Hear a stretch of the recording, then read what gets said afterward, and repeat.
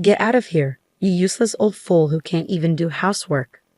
Those were the harsh words hurled at me by my eldest son's wife, despite the fact that my husband and I contribute $2,000 to the household every month.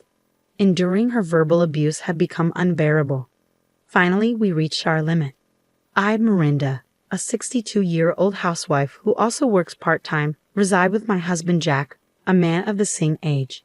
Jack, a serious and kind salary worker, and I have never had any major conflicts.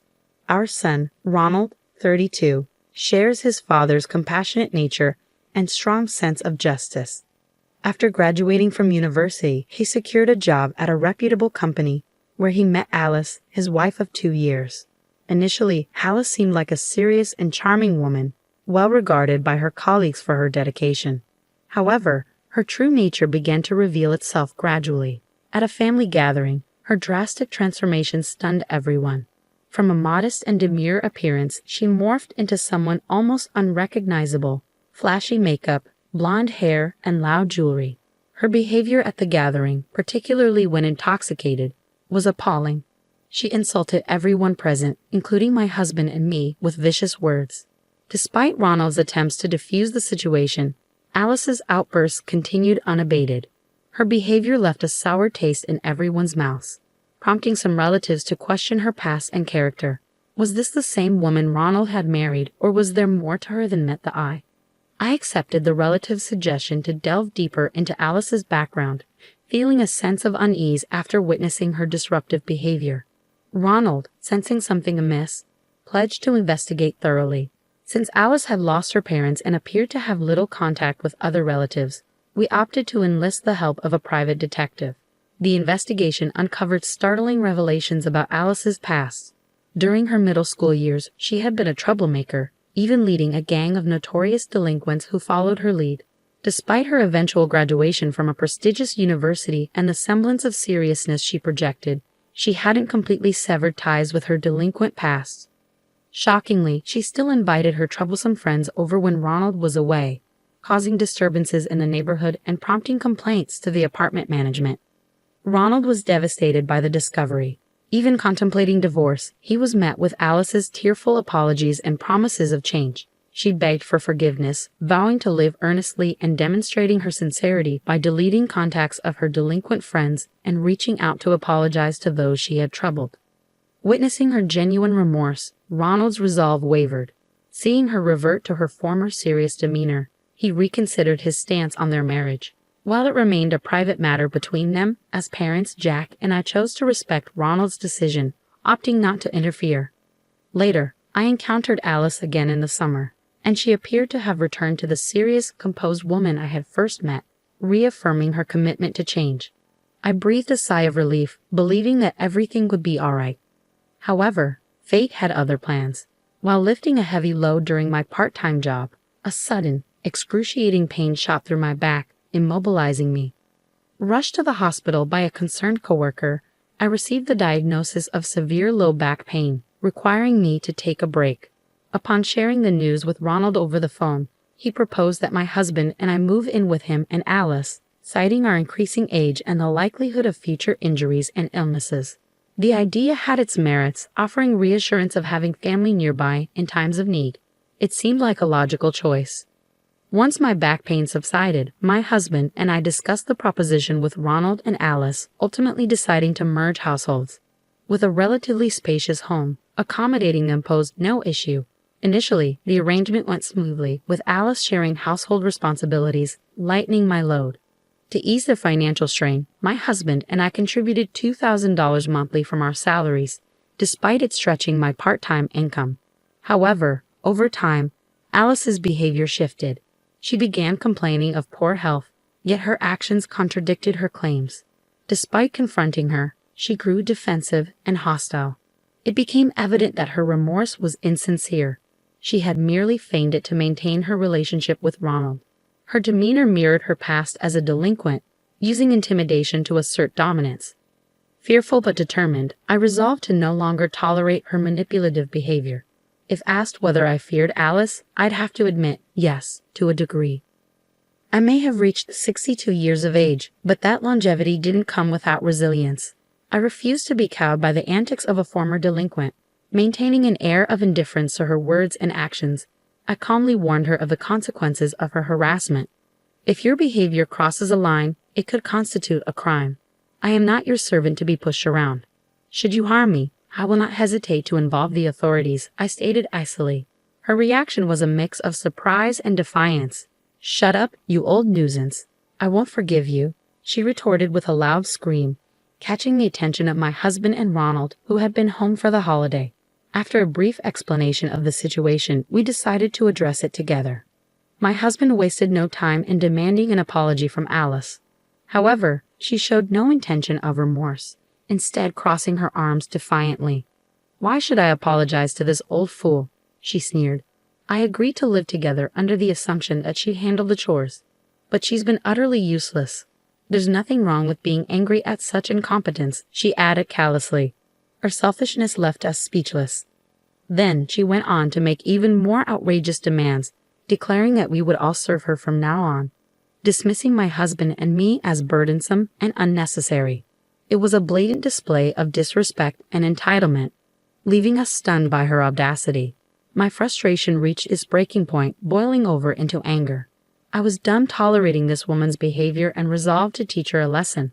Surprisingly, my usually calm husband shared my intense anger.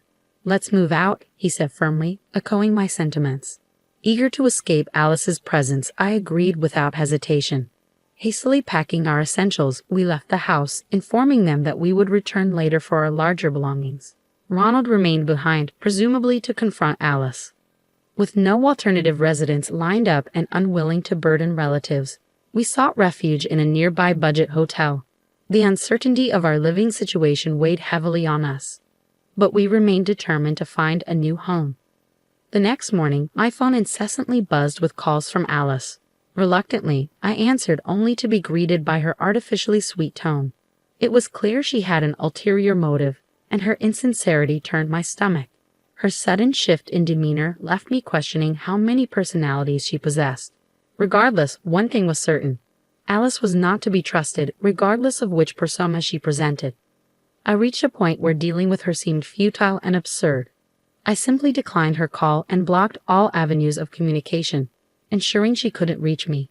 My husband, observing my actions, followed suit, understanding the need for a clean break. Together, we made the decision to sever all ties with Alice.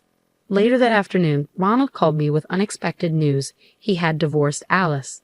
He recounted how she had challenged him to proceed with the divorce, prompting him to follow through without hesitation. Proud of my son's decisive action, I firmly believed he had made the right choice. There was no way he could find happiness with someone like her. Ronald shared that Alice's attempts to manipulate him with her cutesy act had only reinforced his decision. Despite her claims of intelligence and education, Alice's behavior betrayed immaturity and arrogance. Cutting ties with her was undoubtedly the best course of action. However, the story didn't end there. To my astonishment, Ronald revealed that Alice had been cheating on him. Despite her professed illness and frequent outings, she had maintained a facade of health while carrying on an affair. Hiring a detective agency confirmed my suspicions, providing photographic evidence of her infidelity. As I scrolled through the photos Ronald sent, disbelief washed over me. There she was, locked in an embrace with a young man, a stark contrast to her pretense of innocence. It was evident that Alice's deceit ran deeper than we had imagined. I was resolute about seeking compensation for the damages caused by Alice's actions, including the affair with her cheating partner. I had made this clear to her, yet she remained unfazed, exuding confidence. It left me puzzled why she would call me, perhaps to ascertain my whereabouts, assuming I hadn't left. Her attempt to act tough seemed futile now that I had indeed departed.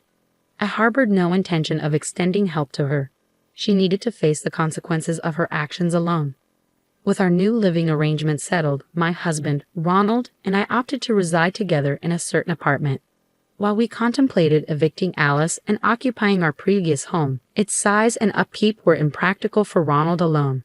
Selling the house emerged as the most sensible option, with Ronald in agreement, indifferent to the sentimental value of a single-family home.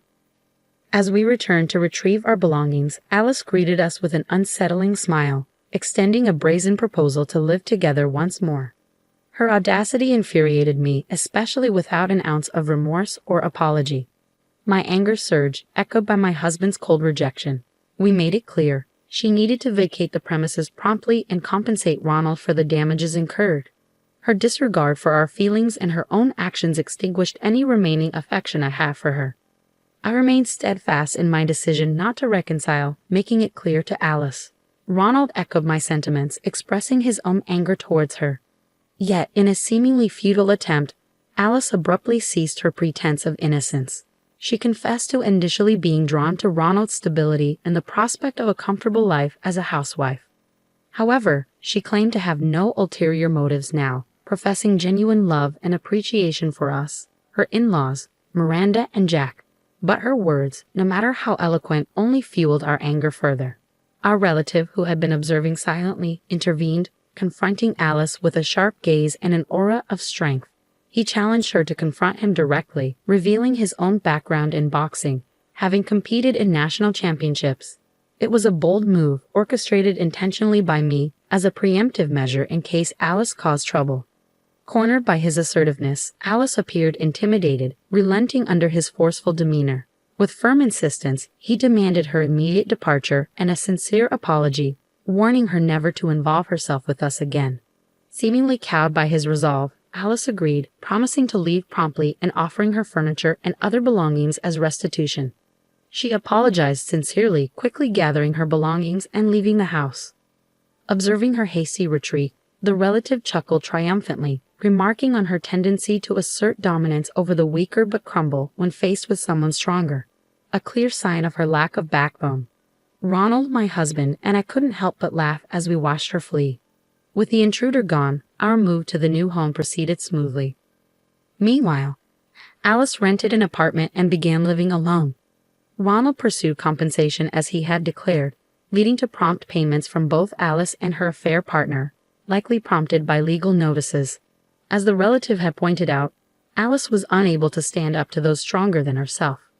Since then, I've had no contact with her, but I've kept tabs on her through the news and acquaintances. Recent reports detailed her downward spiral, depleted savings from compensation payments, failed attempts to secure support from her disappearing lover, and a tumultuous stint at a general company that ended in resignation after conflicts with her boss. Unabashed, she resorted to begging for money at our workplace, but we chose to ignore her pleas. Despite leaning on her delinquent friends, she found no solace, eventually resorting to assaulting one of them, resulting in her arrest and imprisonment. Upon hearing her story, both my husband and Ronald agreed that prison might be the best place for someone like her. It's evident she hadn't truly reflected on her actions, despite feigning remorse.